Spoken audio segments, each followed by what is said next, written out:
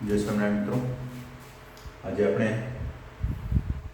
11મા ધોરણની અંદર chapter number 5 એમાં વર્ણના પ્રકારો હજી આપણે વર્ણના પ્રકારો જે છે એ પહેલા આપણે જોઈએ વર્ણના પ્રકારો. તો આમાં બે છે મિત્રો, ધ્યાન આપજો. એક સાદું પર્ણ અને બીજું છે સંયુક્ત પર્ણ. હવે સાદું પર્ણ કોને કહેવાય અને સંયુક્ત પર્ણ એટલે શું? બહુ સિમ્પલ છે કે આ પ્રકાર છે. આકૃતિ જ ખાલી ધ્યાન રાખજો. પ્રકારની આ પર્ણદંડ, એના ઉપર ત્યાં પર્ણ ઉદ્ભવ્યું, રાઈટ. તો સાદું પર્ણ એટલે આ પર્ણ જે છે એની આ કિનારી, આ જે છે એનો મધ્ય શિરા કે મધ્ય ભાગ, આ કિનારી જે છે એનું છેદન થાય ખરું, પણ મધ્ય શિરાને અડકતું નથી. આ વિભાજન થાય, બરોબર છે, પણ એ આ રીતે આવી રીતે પર્ણની સીધી કિનારી હોય આવી રીતે. તો આવું પર્ણ જોવા મળે એ પર્ણ એ સાદું પર્ણ થઈ ગયું. કારણ આ છેદન થયું, પણ છેદન ક્યાં સુધી નથી પહોંચ્યું? મધ્ય શિરા સુધી. એટલે આવા પર્ણ થાય એ પર્ણને બધાને કહેવાય સાદા પર્ણ. ઓકે. તો એનું છેદન મધ્ય શિરા સુધી પહોંચતું નથી, બરોબર, કે છેદતી નથી ત્યાં સુધી મધ્ય શિરા સુધી, માટે એને કહેવામાં આવે છે સાદા પર્ણ તરીકે એને ઓળખવામાં આવે છે, બરોબર છે. તો તમે લીમડાની ડાળી તમે જુઓ તો આ પ્રકારે હોય અને આ એની ગાંઠ છે. હવે અહીંયાથી આ પ્રકારે દંતુરિત પર્ણ તમને જોવા મળે.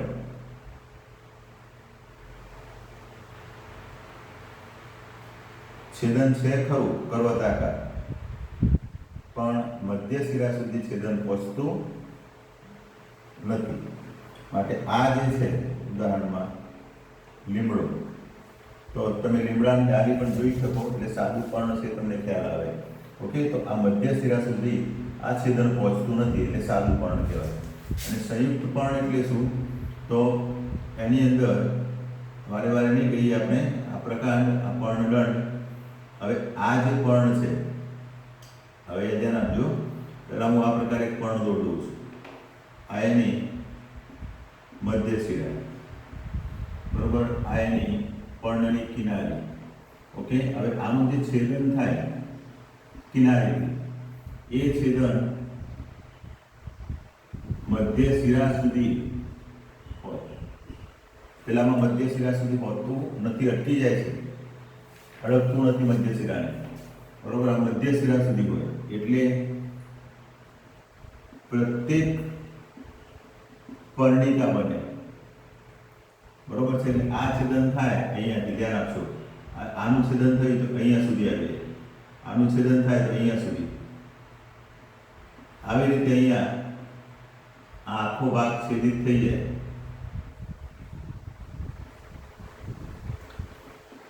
તો આવું પર્ણ હોય એને આપણે સંયુક્ત પર્ણ તરીકે મિત્રો ઓળખીશું. હવે સંયુક્ત પર્ણ જે છે એના પાછા પ્રકાર પડે છે. તો અહીંયા આપણે જોઈએ એટલે સુસ્પષ્ટ ખ્યાલ તમને આવે. તો એની અંદર બે પ્રકાર પડે સંયુક્ત પર્ણમાં. એક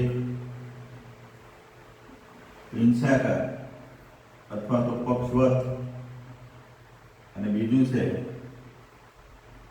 પંજાકાર. તો અહીંયા પક્ષવત જે છે, પક્ષીની પાંખ અથવા તો પીછાકાર, પીછા જેવું. એટલે આખું મિત્રો ધ્યાન આપ્યું, આ આખું પર્ણ હતું. ઓકે. પણ આ ભાગનું છેદન થયું એટલે આ ભાગ કિનારીથી છેદતો ભાગ જઈ અને ક્યાં સુધી? આ મધ્ય શિરા સુધી પહોંચ્યો.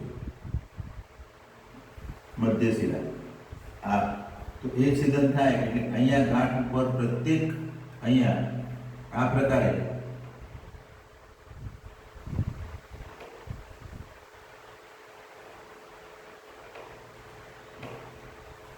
આવી તમને આ જોવા મળે એને આપણે પર્ણિકા કહીશું. શું કહીશું? પર્ણિકા.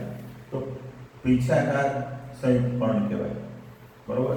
એટલે એ આ પ્રકારે જ હતું આવી રીતે. પણ આ જે ભાગ કિનારીથી છેદન થઈને મધ્ય શિરા સુધી પહોંચી ગયું, એટલે આવું જ થાય ત્યારે એને કહેવાય પીછાકાર. ઓકે?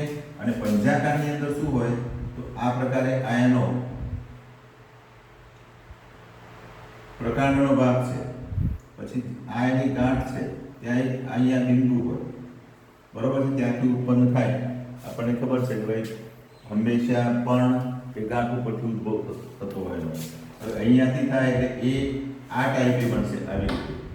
બરોબર? તો એ ભાગ અહીંયાથી આ ટાઈપના પર્ણ નીકળે પંજાકારના. તો આવું જ્યારે જોવા મળે, બરોબર છે, તો એ ઉદાહરણની અંદર આપણે સીમડાની અંદર આવું જોવા મળે. તો આ ટોચની આગળથી આ પ્રકારે વિભાજિત થાય. ઓકે? તો આ પ્રકારે પીછાકાર અને પંજાકાર એ સંયુક્ત પર્ણ છે. ઓકે? તો અહીંયા સાદું પર્ણ મધ્ય શિરા સુધી એક કિનારી વિભાજિત થાય નહીં. ઓકે? અને આની અંદર કિનારી મધ્ય શિરા સુધી વિભાજિત થાય એટલે પ્રત્યેક જે બને એ બધી પર્ણિકાઓ કહેવાય. બીજું કે સાદું પર્ણ હોય, હવે અહીંયા આ પ્રકારે અહીંયા બીજા કક્ષ કલિકાઓ નીકળે હાજર હોય. કયા પર્ણની અંદર? સાદા પર્ણમાં. જ્યારે અહીંયા કક્ષ કલિકા ગેરહાજર હોય ત્યાંના બધા ખાસ આ બંને. તો આ પ્રકારે પર્ણના પ્રકારો જે છે સાદા પર્ણ અને સંયુક્ત પર્ણ વિશે આપણે મિત્રો વાત કરી. ઓકે? હવે નેક્સ્ટ ટોપિકની અંદર આપણે જોઈ રહ્યા છે પર્ણ વિન્યાસ.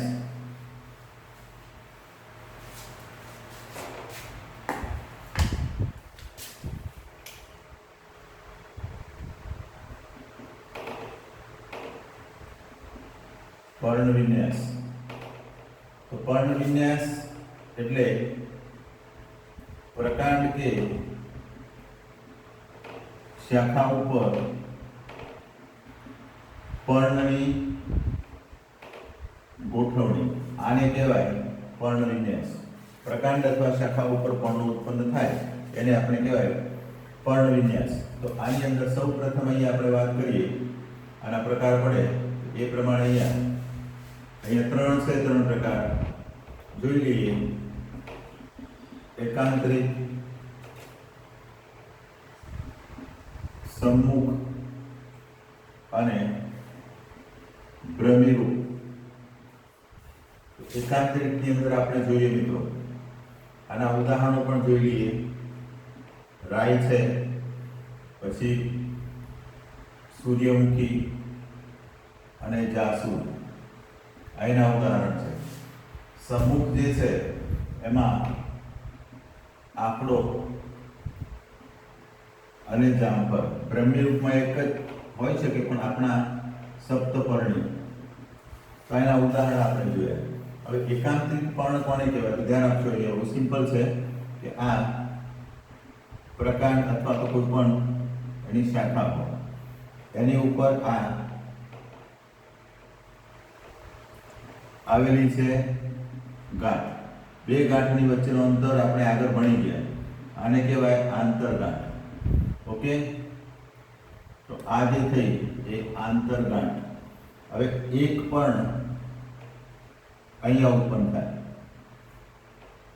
બીજું પણ અહીંયા નહીં થાય, એ સામે અહીંયા આ પ્રકારે આવી રીતે પણ ઉત્પન્ન થાય, ત્રીજું અહીંયા થશે, ચોથું પાછું અહીંયાથી આવી રીતે પણ ઉત્પન્ન થાય. તો આ 1 બાય 1 છે. એક અહીંયા, એક અહીંયા, એક અહીંયા, એટલે આમ આમ આમ, એટલે એક પછી એક. એટલા માટે એને કહેવાય એકાંતરિક પર્ણ વિન્યાસ. ઓકે? તો આ આકૃતિ ખાલી યાદ રાખવાની. ગાંઠ ઉપરથી એક ગાંઠ ઉપરથી એક જ ઉત્પન્ન થાય, બીજી ગાંઠ ઉપરથી બીજું પણ, એમ એક પછી એક પણ એક ગાંઠ ઉપરથી અલગ અલગ ઉત્પન્ન થાય. બરોબર છે? એને એકાંતરિક પર્ણ કહેવાય. સમ્મુખ એટલે શું? તો સમ્મુખની અંદર આ બધા આપણે પ્રેક્ટિકલ કરીને બતાવીશું. પ્રકાંડ છે અથવા તો એની શાખા છે. હવે ધ્યાન આપીએ અહીંયા કે આ એની વારે વારે આપણે જોયું કે ભાઈ આ એની ગાંઠનો પ્રદેશ છે. તો ગાંઠ ઉપરથી પર્ણ ઉત્પન્ન થાય. હવે ધ્યાન આપવાનું કે પર્ણ એટલે શું? તો પર્ણ એટલે બીજું કશું જ નથી, એ હંમેશા પ્રણવનો રૂપાંતરિત ભાગ છે. પર્ણ એટલે પ્રકાંડ ઉપરથી ઉત્પન્ન થતા લીલા ચપટા પૃષ્ઠવક્ષ બાજુએ એક પ્રકારના બહિરુદ ભેદ છે, જેને આપણે પર્ણ તરીકે ઓળખીએ છીએ. તો પર્ણ એ પ્રણવનો રૂપાંતરિત ભાગ છે કે જે એનું ખોરાક બનાવવાનું કામ કરે છે. મેઇન પર્ણનું કામ પ્રકાશ સંશ્લેષણ કરી ખોરાક બનાવવાનું છે અને બધા અંગોને ખોરાક પહોંચાડવાનું છે, જલવા અન્નવાનું. હવે આ ગાંઠ છે તો એક પર્ણ અહીંયાથી ઉત્પન્ન થયું, ધ્યાન આપજો. હવે આ એક પર્ણ, બીજું પર્ણ અહીંયાથી ઉત્પન્ન થશે એટલે સામે છે. જુઓ, બીજું પર્ણ એક અહીંયા લઈએ, એ પણ આ પ્રકારે અહીંયા ઉત્પન્ન થયું. બીજું પર્ણ છે તો એ પણ અહીંયાથી આવી રીતે ઉત્પન્ન થયું. તો આ પર્ણોની ગોઠવણી જે છે એ કેવી છે? સામે. એટલા માટે એને કહેવાય છે સમ્મુખ. એના મુખ સામે આવેલા છે માટે આવી ગોઠવણી થતી હોય તો એને કહેવાય સમ્મુખ પ્રકારનો પુષ્પ વિન્યાસ. ઉદાહરણમાં આંકડાનો પુષ્પ પણ તમે જોઈ શકો, આંકડાનો પર્ણ અને જામફળીના, તો તમને એ પર્ણ જોવા મળે કે સામે હોય તમને, બરોબર છે. તો આ પ્રકારે આમ તો જો કે આંકડામાં 4 હોય, એક સાઈડ આ પ્રકારે ઉપર હોય, બીજી નીચે હોય, તો આ સમ્મુખ કહેવાય. અને ભ્રમિરૂપ સપ્તપર્ણીમાં જોવા મળશે. તો એની અંદર આપણે આ ભાગ જોઈએ તો આ ભાગ કહીશું આ પ્રકાંડ અથવા તો શાખા છે. આ ઉપરનો ભાગ છે એ ગાંઠવાળો ભાગ આવી જાય, ત્યાંથી પર્ણ ઉત્પન્ન થાય. પણ એ પણ આવી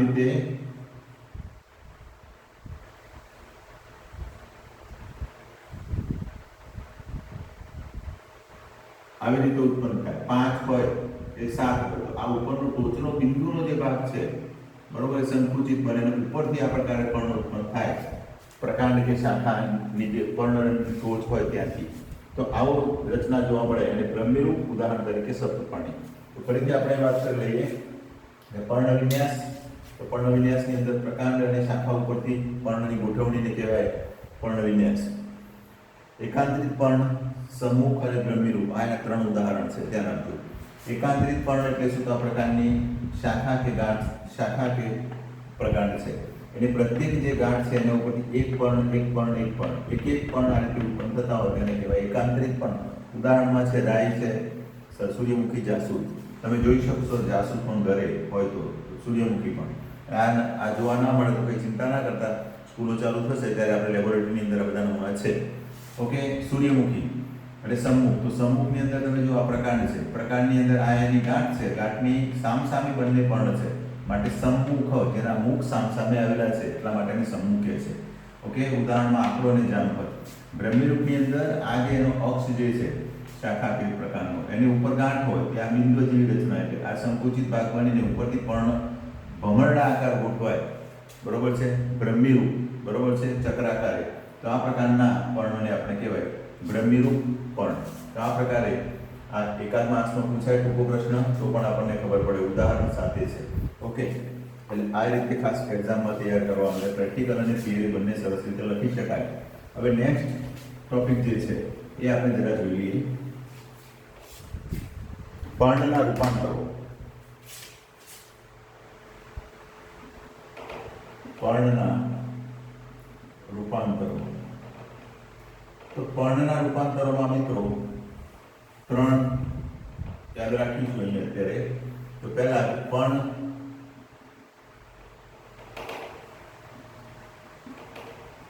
આરોહણ માટેનું રૂપાંતરણ. આરોહણ એટલે આધાર, બરોબર છે. પછી રક્ષણ માટે પર્ણના રૂપાંતરો, બરોબર છે. અને બીજું છે ખોરાક સંગ્રહ માટે. તો ખોરાક સંગ્રહ માટેનું ઉદાહરણ બહુ મજા આવશે તમને, યાદ રહે એવું છે, ડુંગળી.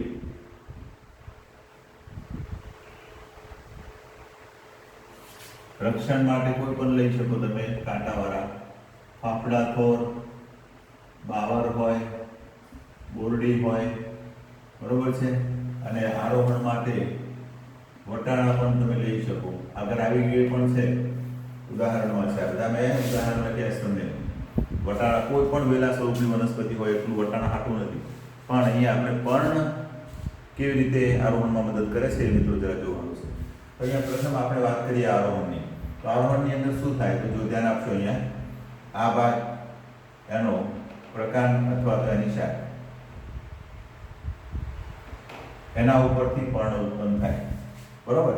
હવે ઓલરેડી અહીંયા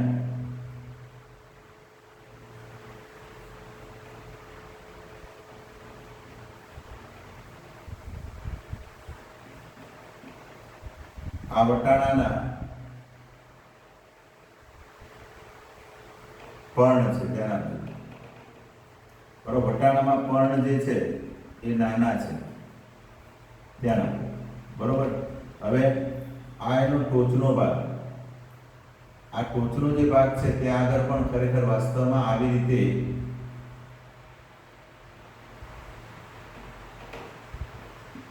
ત્રણ સંયુક્ત પર્ણિકાઓ હતી. ધ્યાન આપજો બધા. હવે આ ખાસ ઇમ્પોર્ટન્ટ છે. વટાણાની અંદર ટોચના ભાગે અહીંયા ત્રણ સંયુક્ત પર્ણિકાઓ હતી, પણ આ પર્ણિકાઓ જે ખરી એ સૂત્રમાં રૂપાંતરણ પામે.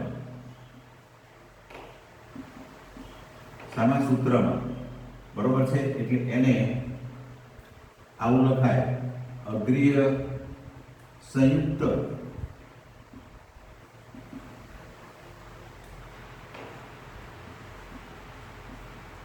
પર્ણિકાઓનું સૂત્રમાં રૂપાંતરણ. એટલે આ ત્રણ તો હતી જ, ધ્યાન આપજો, અહીંયા પર્ણિકાઓ મિત્રો હતી જ, પણ હવે આનું રૂપાંતરણ શામાં થઈ ગયું? સૂત્રમાં. એટલે આ પર્ણિકાઓ જે હતી એ પર્ણિકાઓ નહીં રહે, અને ત્રણ હતી એટલે અહીંયાથી આ પ્રકારે આવી રીતે તો આ જે બની ગઈ એ શું થઈ ગયા? અગ્રીય સંયુક્ત પર્ણિકાઓનું સૂત્રમાં રૂપાંતરણ. એટલે હવે શું થશે તો કોઈ પણ એક આ પ્રકારે આ આધાર હશે, એ આધાર ઉપર આ વિંટરાઈ જશે. એટલે અહીંયા એને આ આરોહણ પણ કહેવાય, આધાર મળી ગયો. હવે પ્રશ્ન વટાણામાં એવો થાય મિત્રો, આ ચોપડીમાં નથી આપેલું પણ નીટમાં પૂછાય. હવે કોઈ પ્રશ્નો જોઈએ અહીંયા, સમસ્યા કેવી ઉદ્ભવે તો પર્ણો હતા ત્રણ, બરોબર છે, ત્રણ સંયુક્ત પર્ણિકાઓ. એનું રૂપાંતરણ તો આપણે આમાં થઈ ગયું, સૂત્રમાં થઈ ગયું. એટલે પ્રશ્ન ના આવે કે સાહેબ અહીંયા પર્ણોની સંખ્યા ઘટી તો પ્રકાશ સંશ્લેષણનો દર પણ ઘટે. એટલા માટે વટાણાની અંદર આ પર્ણ જે છે એના નીચેની બાજુએ અહીંયા એક આવું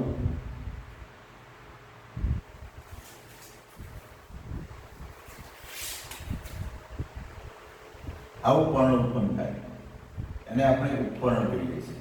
તો આ ઉપપર્ણ પોતે જે છે એ પ્રકાશ સંશ્લેષણ કરશે. આની ગરજ એને સારી લીધી.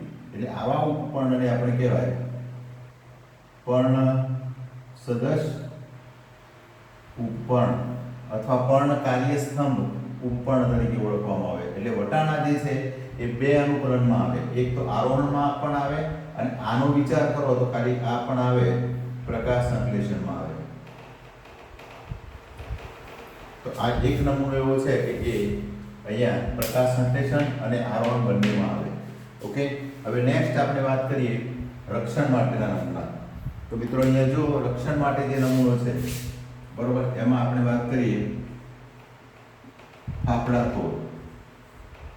તો ફાફડા થોર જે છે એમાં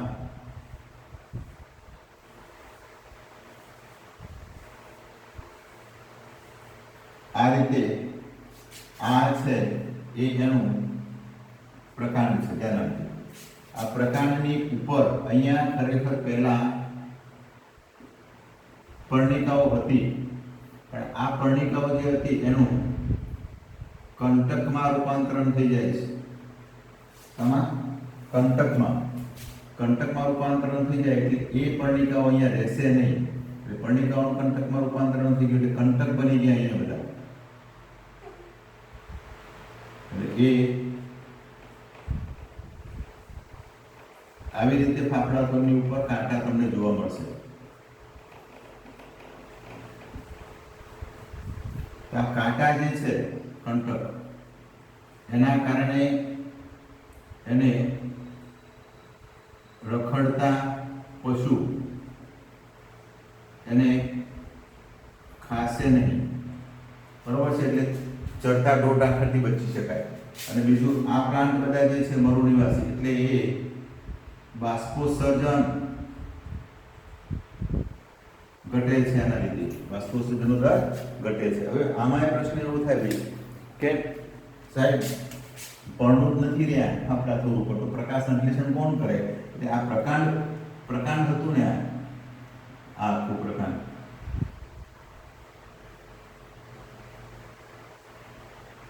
તો આ પ્રકાંડ પોતે લીલું ચપટું બને, અને લીલું ચપટું કોઈ પણ બને એટલે એમાં હરિતકણ હોય, એટલે આ પોતે પ્રકાંડ શું કરશે? પ્રકાશ સંશ્લેષણ. આ પ્રકાશ સંશ્લેષણ કરે માટે આ પ્રકાંડને પણ કહેવાય પર્ણ સદસ્ય પ્રકાંડ તરીકે ઓળખવામાં આવે. એટલે પાપડા થોર પણ બે અનુકૂલન ધરાવે, એક તો પહેલું રક્ષણ માટેનું અને બીજું જે છે એ પ્રકાશ સંશ્લેષણ માટેનું. ઓકે, તો અહીંયા આપણે મિત્રો આટલી વાત કરીએ અહીંયા પર્ણના રૂપાંતરણો. હવે નેક્સ્ટ ટોપિક આપણો બાકી રહેશે ખોરાક સંગ્રહ માટે ડુંગળીના રૂપાંતરણો. ઓકે, તો એ પણ આપણે જરા જોઈ લઈએ. તો બહુ સિમ્પલ છે. ડુંગળી જે છે એને આવૃત કે આવૃત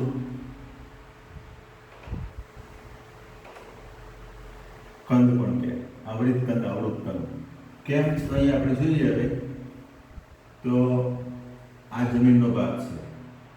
હવે આ ઉપરનો ભાગ જે છે ત્યાં આગળ તમારે લીલી ડુંગળી જોવાની પેલા.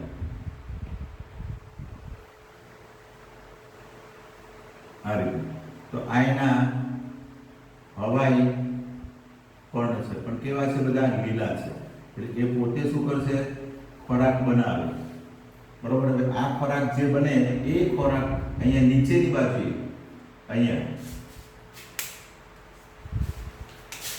આ પ્રકારે અહીંયા આ પર્ણ જ છે, એટલે પર્ણ ખોરાક બનાવે છે, બરોબર. એટલે પર્ણનો નીચેનો ભાગ આ પ્રકારે ખોરાકનો સંગ્રહ કરી અને આવો દળદાર બને. એટલે આ ખોરાક સંગ્રહ કરતો જાય આ ભાગ.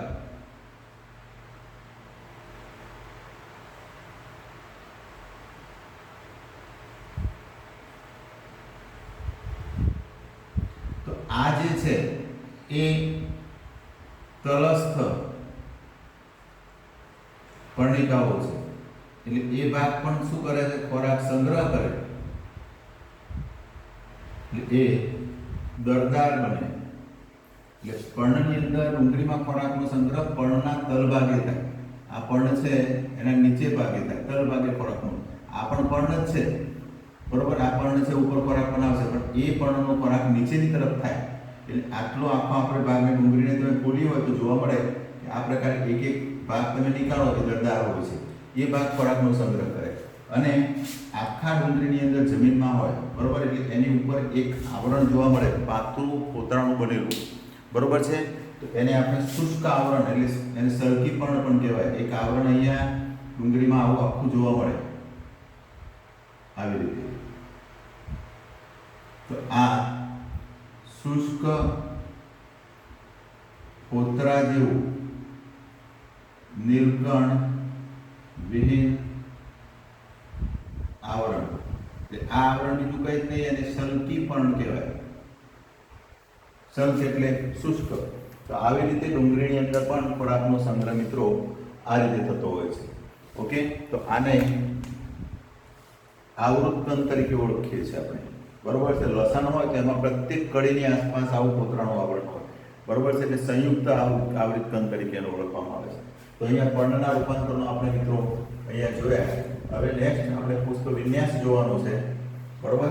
તો અહીંયા આરોહણ માટે વટાણા, અગ્રીય પર્ણિકાઓનું સૂત્રમાં રૂપાંતરણ, આધાર સાથે અહીંયા એટેચ થઈ જાય એટલે છોડ ટટ્ટાર ઉભો રહી શકે.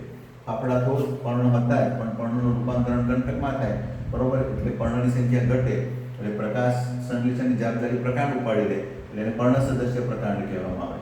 અને ડુંગળીમાં ખોરાકનો સંગ્રહ તલભાગે થાય, ઉપર પર્ણ ખોરાક બનાવે, નીચેની બાજુએ ખોરાક સંગ્રહ થતો હોય.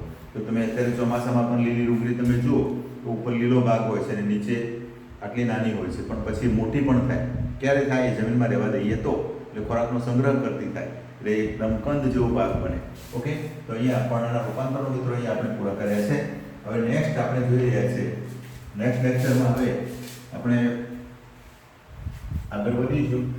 તો પુષ્પ વિન્યાસ એ આપણે આવતા લેક્ચરની અંદર આપણે પુષ્પ વિન્યાસ જોઈશું મિત્રો.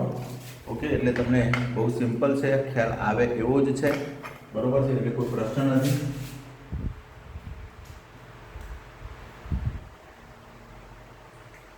તો